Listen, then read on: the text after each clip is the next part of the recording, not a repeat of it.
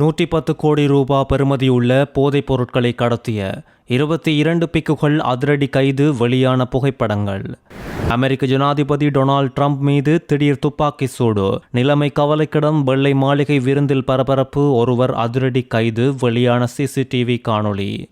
உயிர்த்த ஞாயிறு விசாரணையில் வந்துள்ள சர்ச்சை. திலீப பீரிஸுக்கு மிரட்டல் விடும் குழு. SF ராஜு விசாரணைகளில் 15 கொலைகளை ஒப்புக்கொண்டார். சிக்க இருக்கும் முக்கிய புள்ளிகள்.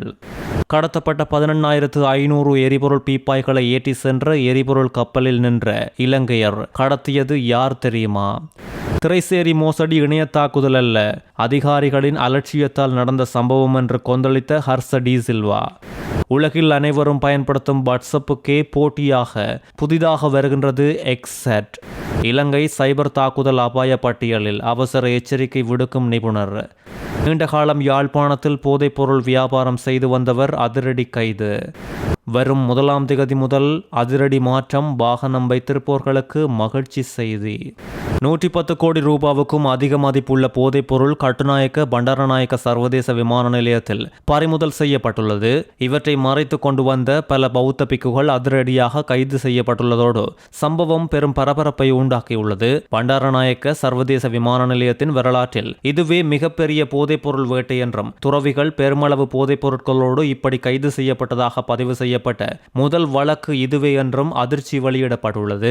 நேற்று சனிக்கிழமை இரவு போலீஸ் போதைப்பொருள் தடுப்பு பிரிவு அதிகாரிகள் நடத்திய சோதனையில் குறித்த பிக்குகளிடம் பாடசாலை பொருட்கள் மற்றும் பல வகையான இனிப்புகள் நிரப்பப்பட்ட போலி அடிப்பாகம் கொண்ட சூட்கேஸ்களுக்குள் மறைத்து வைக்கப்பட்டிருந்த 110 கிலோகிராமுக்கும் அதிகமான குஸ் மற்றும் ஹாசிஸ் போதைப்பொருள் கண்டுபிடிக்கப்பட்டதாக அதிகாரிகள் உறுதிப்படுத்தியுள்ளனர். 5 கிலோகிராமுக்கும் அதிகமான போதைப் பொருளை ஒவ்வொரு பிக்குவும் தங்களது பயணப்பைகளில் எடுத்து வந்துள்ளனர். அனுசரணையாளர் ஒருவர் ஏற்பாடு செய்ததாக கூறப்படும் விமான டிக்கெட்டுகளை பயன்படுத்தி குறித்த குழுவினர் வந்துள்ளதோடு கடந்த 22ஆம் திகதி அன்று இவர்கள் பேங்காக்குக்கு பயணம் செய்ததையும் புலனாய்வாளர்கள் கண்டுபிடித்துள்ளனர். குறித்த நபர்களின் தொலைபேசிகளை சோதனை செய்த போது வெளிநாட்டில் இருந்த நேரம், சாதாரண உடைகளில் இவர்கள் இருந்த புகைப்படங்கள் மற்றும் வீடியோக்கள் கண்டறியப்பட்டுள்ளது. நாட்டின் பல்வேறு பகுதிகளைச் சேர்ந்த பல்வேறு கல்வி நிறுவனங்களில் உயர்கல்வி கற்கும் இளம் துறவிகள் என கூறப்படும் இந்த திருட்டை செய்த சந்தேக நபர்கள் மேலதிக நடவடிக்கைகளுக்காக நீர்கொழும்பு நீதவான் நீதிமன்றத்தில் ஆஜர்படுத்தப்பட உள்ளதோடு இவர்களுடன் தொடர்பில் இருந்தவர்கள் குறித்தும் இவர்களின் பின்னணி என்ன என்பது குறித்தும் துரித விசாரணைகள் நடந்து வருகின்றது. சற்று முன் கிடைத்த விசேட செய்தியொன்று. அமெரிக்க ஜனாதிபதி டொனால்ட் ட்ரம்ப் மற்றும் அவரது மனைவி மெலனியா ட்ரம்ப் கலந்து கொண்ட வெள்ளை மாளிகை செய்தியாளர் சங்கத்தின் வருடாந்த இரவு விருந்து நிகழ்ச்சியில் ட்ரம்பை இலக்கு வைத்து துப்பாக்கி சூடு நடத்திய சம்பவம் பெரும் பரபரப்பை உண்டாக்கியுள்ளதோடு நிகழ்ச்சி இடைநிறுத்தப்பட்டுள்ளதோடு உலக செய்திகளில் இது முக்கிய இடம் பிடித்துள்ளது.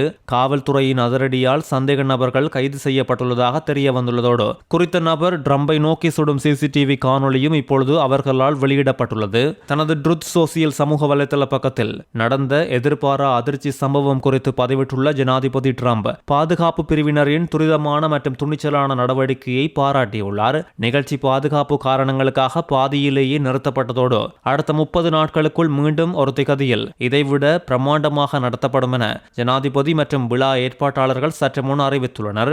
மெலனியா ட்ரம்ப், துணை ஜனாதிபதி JD வான்ஸ் மற்றும் அமைச்சரவை உறுப்பினர்கள் அத்தனை பேரும் எந்த காயங்களுமின்றி பாதுகாப்பாக இருப்பதை டொனால்ட் ட்ரம்ப் உறுதிப்படுத்தியுள்ளார்.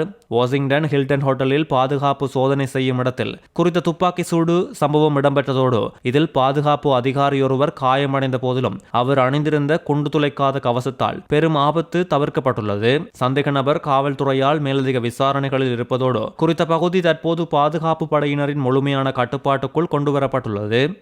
உயிர்த்த ஞாயிறு தாக்குதல் குறித்து தற்போதைய நீதிமன்ற விசாரணைகளில் சட்டமா அதிபரின் சமர்ப்பிப்பு நடவடிக்கைகள் குறித்து இராணுவத்துக்கும் நீதித்துறைக்கும் இடையில் விரிசல்கள் நிலவி வருவதாக அறிய கிடைத்துள்ளது. விசாரணைகளின் சமர்ப்பிப்புகளின் நேரம் மேலதிக மன்றாடியார் நாயகம் திலீப பீரிஸ் இராணுவ புலனாய்வுத்துறையின் பங்கு குறித்து சுட்டிக்காட்டி கூறியிருந்ததை அடுத்து திலீப பீரிஸுக்கும் இராணுவ தளபதிக்கும் இடையே நடந்ததாக சொல்லப்படும் தகவல் தொடர்பு குறித்தும் கேள்விகள் எழுந்துள்ளது. இந்த தகவல்களின் அடிப்படையில் மேஜர் ஜெனரல் சுரேஷ் சாலே உள்ளிட்ட முன்னாள் இராணுவ உளவுத்துறை அதிகாரிகள் குறித்த நீதிமன்ற சமர்ப்பிப்புகளுடன் தற்போதைய இராணுவ தளபதி கடும் அதிருப்தியை வெளிப்படுத்தியதாக தென்னிலங்கை இலங்கை ஊடகம் ஒன்று குறிப்பிட்டுள்ளது. இராணுவ புலனாய்வுத்துறை தற்போது சாட்சிகளை அச்சுறுத்தி செல்லப்பிராணிகளை கொன்று சாட்சிகளின் வீடுகளில் ஆயுதங்களை வைத்து அவர்களை மிரட்டுவது போன்ற செயல்களினால் நடைபெற்று வரும் விசாரணைகளுக்கு பெரும் தடையாக இருந்து வருவதாக திலீப பீரிஸ் அம்பலப்படுத்தியுள்ளார். நடக்கும் வழக்குகளில் இராணுவத்திற்கும் தலைமை சட்டத்துறைக்கும் இடையேயான தகவல் தொடர்பை நிர்வகிக்க நிறுவப்பட்ட நெறிமுறைகள் ஏதேனும் உள்ளனவா என்றும் இப்பொழுது கேள்வி எழுந்துள்ளது. இராணுவம் உள்ளிட்ட வெளிப்புற தரப்பினரின் தேவையற்ற செல்வாக்கின்றி அரச சட்டத்தரணிகள் சான்றுகள் மற்றும் சட்டத்தின் அடிப்படையில் சுதந்திரமாக செயல்பட வேண்டும் என சட்ட வல்லுநர்கள் வலியுறுத்தியுள்ளனர். பெயர் குறிப்பிடப்படாத தரப்புகளிலிருந்து முன்னாள் உளவுத்துறை அதிகாரிகளுக்கான சட்ட பிரதிநிதித்துவத்திற்கு இராணுவ வளங்கள் ஊடாக ஆதரவு வழங்கப்படலாம் என்று குற்றச்சாட்டுகள் எழுந்துள்ளது. 7 வருடங்கள் கடந்தும் நீதி கிடைக்காத உயிர்த்த ஞாயிறு தாக்குதல் விசாரணைகளில் முக்கியத்துவத்தாலும் பொதுமக்களின் நம்பிக்கையை தக்கவைக்கவும் வெளிப்படைத்தன்மையும் சட்டத்தின் ஆட்சியை பின்பற்றுதலும் இன்றியமையாதவை என்பதும் குறிப்பிட வேண்டியது. காணி பிரச்சனையில் நாடாளுமன்ற உறுப்பினர் ராமநாதன் அர்ச்சுனா பெண்களை துப்பாக்கி முனையில் அச்சுறுத்திய சம்பவம் இப்பொழுது பரபரப்பை உண்டாக்கியுள்ளதோடு இவர் வைத்திருக்கும் துப்பாக்கி குறித்தும் விமர்சனங்கள் எழுந்துள்ளது.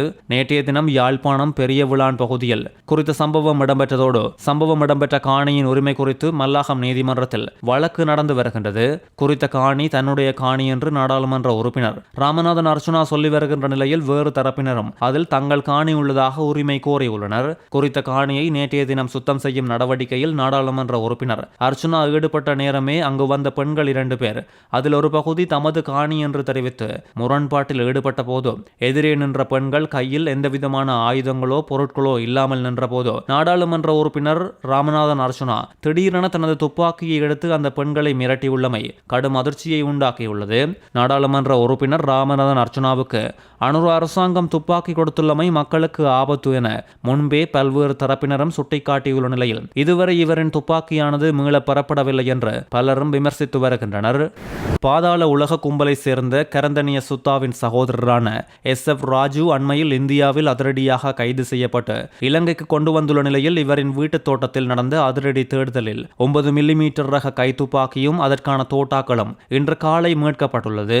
இந்தியாவில் வைத்து மத்திய குற்றப்புலனாய்வு பணியகத்தினால் கைது செய்யப்பட்டு நாட்டுக்கு அழைத்து வரப்பட்ட SF ராஜு 90 நாள் தடுப்பு காவலில் விசாரிக்கப்பட்டு வரும் நிலையில் இன்று காலை அவரது வீட்டுக்கு அழைத்து செல்லப்பட்ட நேரம் தோட்டத்தில் புதைக்கப்பட்டிருந்த ரஷ்யாவில் தயாரிக்கப்பட்ட துப்பாக்கி, ஒரு மெகசின் மற்றும் 15 தோட்டாக்கள் கண்டுபிடிக்கப்பட்டதோடு விசாரணைகளின் போது கிட்டத்தட்ட 15 கொலைகளை தான் வழிநடத்தியதாக இவர் ஒப்புக்கொண்டுள்ளார். பூசா சிறைச்சாலையின் முன்னாள் அத்தியட்சகர் ஸ்ரீதர் தம்மிக்கவின் கொலையை தானே திட்டமிட்டதாக தெரிவித்துள்ள இவர் தனது சகோதரன் சிறையில் இருந்த நேரம் அவரை மிக கடுமையாக சோதனை செய்ததோடு உணவு மற்றும் பார்வையாளர்களுக்கு தடைகளை ஏற்படுத்தியமையை குறித்த பழிவாங்கலுக்கு காரணம் என்றும் இவர் வெளிப்படுத்தியுள்ளார். குறித்த சோதனையின் போது போலீஸ் வாகனங்களின் டயர்களை துளைப்பதற்காக ஆணிகள் பொருத்தப்பட்ட பலகைகள் வீட்டை சுற்றி வைக்கப்பட்டிருந்தமையும் இப்போது கண்டறியப்பட்டுள்ளது.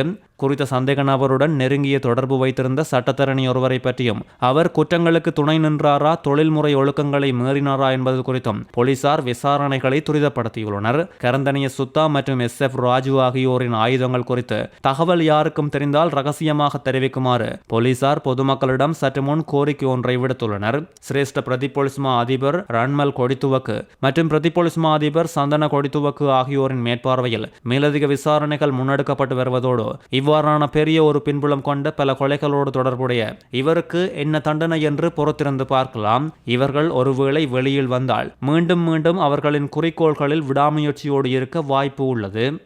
திரைசேரியில் இடம்பெற்ற நிதி மோசடி நுணுக்கமான இணையவழி தாக்குதல் அல்ல என்றும் இது இலங்கை அதிகாரிகளின் அடிப்படை அலட்சியத்தினால் உண்டாகிய விளைவு என்றும் எதிர்க்கட்சி நாடாளுமன்ற உறுப்பினர் கலாநிதி ஹர்ஷ டி சில்வ அனுர அரசை விமர்சித்துள்ளார். பாரிய அளவிலான நிதி பரிமாற்றங்களின் போது பின்பற்றப்பட வேண்டிய முறையான நிதி தணிக்கைகள் மற்றும் கட்டுப்பாடுகள் குறித்த விவகாரத்தில் முழுமையாக புறக்கணிக்கப்பட்டுள்ளதையும் இவர் சுட்டிக்காட்டியுள்ளார். மில்லியன் கணக்கான ரூபாக்களை பரிமாற்றம் செய்வதற்கு முன்பு சம்பந்தப்பட்ட வங்கிக் கணக்கை உறுதிப்படுத்துவதற்காக ஒரு சிறிய தொகை அனுப்பி சரிபார்க்கும் வழக்கமான நடைமுறை ஏன் இவர்களால் பின்பற்றப்படவில்லை? அது அலட்சியம் தானே. வங்கி கணக்கு விவரங்கள் மற்றும் பணப்பரிமாற்ற அறிவுறுத்தல்கள் போன்றவை மூல ஒப்பந்தங்களுடன் ஒப்பிட்டு சரிபார்க்கப்பட்டிருக்க வேண்டும்.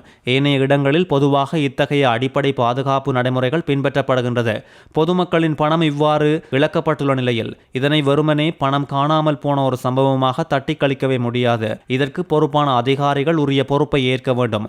அரச நிதியை கண்காணிப்பது நாடாளுமன்றத்தின் அரசமைப்பு ரீதியான பொறுப்பு என்று கூறிய இவர் இந்த விடயம் நாடாளுமன்றத்தில் சமர்ப்பிக்கப்பட வேண்டும். அரசு நிதி பற்றிய குழு இந்த சம்பவம் குறித்து விரிவான விசாரணைகளை முன்னெடுக்கும் என தாம் எதிர்பார்ப்பதாகவும் தெரிவித்துள்ளார். இந்த நிலையில் திரைசேரியில் இடம்பெற்ற நிதி மோசடி கணனி கட்டமைப்புக்குள் ஊடுருவி நடத்தப்பட்ட நேரடி ஹேக்கிங் இல்லை என்றும் இது மிகவும் நுணுக்கமாக திட்டமிட்டு மின்னஞ்சல் மூலம் முன்னெடுக்கப்பட்ட ஆள் மாறாட்ட மோசடி என்றும் டிஜிட்டல் பொருளாதார பிரதி அமைச்சர் இரங்க வீரரத்ன வெளிப்படுத்தியுள்ளார்.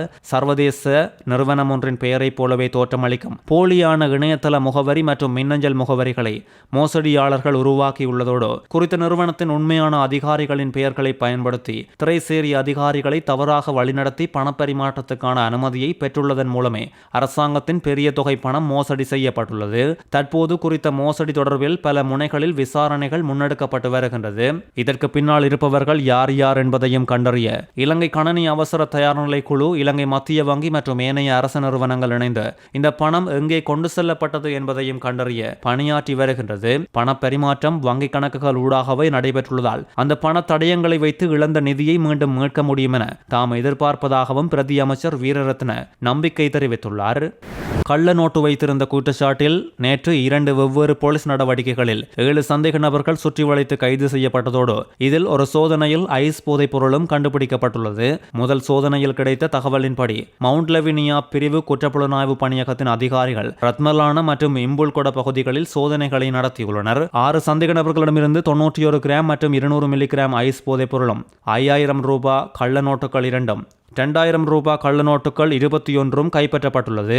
25, 29, 30, 32, 35 மற்றும் 52 வயதுடைய குறித்த சந்தேக நபர்கள் இம்புல்கொட, தெகிப்புட்டிய, பெலந்த மற்றும் ரத்மலான பகுதிகளை சேர்ந்தவர்கள் என்றும் இவர்கள் மேலதிக நடவடிக்கைக்காக மவுண்ட் லெவினியா போலீஸ் நிலையத்தில் ஒப்படைக்கப்பட்டுள்ளதாகவும் அறிய கிடைத்துள்ளது. சோமாலிய கடற்கரைக்கு அப்பால் கடற்கொள்ளையர்களால் எரிபொருள் கப்பல் கடத்தப்பட்ட சம்பவம் அதிர்ச்சியை உண்டாக்கியுள்ள நிலையில் கடத்தப்பட்ட எரிபொருள் போக்குவரத்து கப்பலில் பணிபுரிந்த 17 ஊழியர்களில் இலங்கையர் ஒருவரும் உள்ளடங்குவதாக சர்வதேச ஊடகங்கள் செய்தி வெளியிட்டுள்ளது. கடத்தப்பட்டவர்களில் இலங்கையர் ஒருவர், பாகிஸ்தானியர் 10 பேர், இந்தோனேசியர்கள் 4 பேர், இந்தியர் ஒருவர், மியான்மர் பிரஜை ஒருவர் என்பதும் குறிப்பிட வேண்டியது. கடந்த புதன்கிழமை இரவு சோமாலிய கடற்கரையில் இருந்து 30 மைல் தொலைவில் 11,500 எரிபொருள் பீப்பாய்களை ஏற்றிக் கொண்டு சென்ற குறித்த கப்பல் பயணித்துக் கொண்டிருந்த போது ஆயுதமே கும்பலால் வழிமறித்து கடத்தப்பட்டுள்ளது. கப்பலும் அதன் 17 ஊழியர்களும் தற்போது கொள்ளையர்களின் கட்டுப்பாட்டில் சோமாலிய கடற்கரைக்கு அருகில் நங்கூரமிடப்பட்டுள்ளனர். குறித்த கடத்தல் சம்பவம் குறித்து சோமாலிய அதிகாரிகளோ அந்த கடல் பிராந்தியத்தில் கடற்கொள்ளை தடுப்பு நடவடிக்கைகளை கண்காணிக்கும் ஐரோப்பிய கடற்படையினரோ இதுவரை உத்தியோகபூர்வமான எந்த கருத்துக்களையும் வெளியிடவில்லை. சம்பவம் குறித்து மேலதிக விவரங்களை இலங்கையின் வெளிவிவகார அமைச்சு வெளியிடும் என்று எதிர்பார்க்கப்பட்டுள்ளது. நீண்ட காலமாக யாழ்ப்பாணத்தில் போதைப்பொருள் வியாபாரத்தில் ஈடுபட்டு வந்த 31 வயதுடைய சந்தேக நபர் ஒருவர் சுற்றி வளைக்கப்பட்டு போலீசாரால் கைது செய்யப்பட்டுள்ளதோடு குருநகர் பகுதியில் நேற்று இரவு இந்த கைது இடம்பெற்றுள்ளது. கைது செய்யப்பட்ட நேரம் இவரிடம் 2 கிராம் 35 மில்லிகிராம் ஹெரோயின் காவல்துறையால் மீட்கப்பட்டுள்ளது. யாழ்ப்பாணம் மாவட்ட சிரேஷ்ட போலீஸ் அத்தியட்சகரின் கீழ் இயங்கும் போலீஸ் புலனாய்வு பிரிவினருக்கு வந்த ரகசிய தகவலை தொடர்ந்து யாழ் போலீஸ் போதைப்பொருள் தடுப்பு பிரிவினரால் குறித்த கைது நடவடிக்கை முன்னெடுக்கப்பட்டுள்ளது. இலங்கையில் வெறும் மாதம் 1ஆம் தேதி முதல் டிஜிட்டல் வாகன காப்புறுதி அட்டைகளை பயன்பாட்டுக்கு விடுவிக்கும் நடவடிக்கை நடைமுறைப்படுத்தப்படும் என்று நிதி திட்டமிடல் மற்றும் பொருளாதார அபிவிருத்தி அமைச்சு கூறியுள்ளது. இலகுவான, காகிதமற்ற மற்றும் வினைத்திறனான அனுபவத்தை அனைத்து வாகன உரிமையாளர்களுக்கும் உறுதி செய்யும் வகையில் வாகன காப்புறுதி முறையை நவீனமயமாக்கல், தேசிய டிஜிட்டல் மயமாக்கல் திட்டத்தை முன்னெடுத்தல் மற்றும் பொது பாதுகாப்பை பலப்படுத்துதல் போன்ற முக்கிய நடவடிக்கையாக இது பார்க்கப்படுகின்றது. இதன் மூலம் பிளாஸ்டிக் அட்டைகளுக்கு பதிலாக டிஜிட்டல் முறையை பயன்படுத்துவதோடு இது நாடு தழுவிய ரீதியில் சுற்றாடல் நிலைத்தன்மைக்கும் பங்களிப்பு செய்யும் என நிதி திட்டமிடல் மற்றும் பொருளாதார அபிவிருத்தி அமைச்சின் அறிக்கையில் மேலும் தெரிவிக்கப்பட்டுள்ளது. எலான் மஸ்கின் ட்விட்டர் நிறுவனம் தனது பயனர்களுக்காக எக்ஸெட் என்ற புதிய குறுஞ்செய்தி செயலியை iOS சாதனங்களில் அறிமுகப்படுத்தியுள்ளது. குறித்த புதிய செயலி மூலம் பயனர்கள் தங்களது எக்ஸ் கணக்கில் உள்ள தொடர்புகளை பயன்படுத்தி குரல் அழைப்புகள், காணொலி அழைப்புகள், குறுஞ்செய்திகள் மற்றும் கோப்புகளை பகிர்ந்து கொள்ளலாம் என்பதோடு இந்த செயலி end-to-end என்கிரிப்ஷன் முறையில் பாதுகாக்கப்பட்டுள்ளது. இதில் எந்தவித விளம்பரங்களோ அல்லது பயனர்களை கண்காணிக்கும் முறையோ இல்லை என்று நிறுவனம் தெரிவித்துள்ளதோடு குறுஞ்செய்திகளை திரிவுபடுத்தி செய்தல், அழித்தல் மற்றும் தானாகவே குறுஞ்செய்திகள் மறையும் வசதிகளும் உள்ளது. ஸ்கிரீன்ஷாட் எடுப்பதை தடுக்கும் வசதியும் இதில் சேர்க்கப்பட்டுள்ளது. என்பதோடு அனைத்து சேவைகளையும் ஒரே செயலியில் வழங்குவதே எலான் மஸ்கின் திட்டமாக முன்பு இருந்த நிலையில், ஆனால் தற்போது ஒவ்வொரு சேவைக்கும் தனித்தனி செயலிகளை உருவாக்கும் புதிய வியூகத்தை எக்ஸ் நிறுவனம் கையாளுகின்றது. இதன் ஒரு பகுதியாகவே இந்த எக்ஸ் செட் அறிமுகப்படுத்தப்பட்டுள்ளதோடு ஐபோன் பயனர்களுக்கு மட்டுமே இப்போது கிடைத்துள்ள இந்த செய்தி விரைவில் ஏனைய சாதனங்களுக்கும் விரிவாக்கப்பட உள்ளது. எக்ஸ் நிறுவனம் தனியான ஒரு பணப்பரிமாற்ற முறையையும் தற்போது சோதித்து வருவதாக தகவல்கள் தெரிவிக்கின்றது. இதன் மூலம் வாட்ஸ்அப் மற்றும் மெசஞ்சர் போன்ற செயலிகளுக்கு எக்ஸ் செட் பலத்த போட்டியாக அமையும் என்று எதிர்பார்க்கப்பட்டுள்ளது.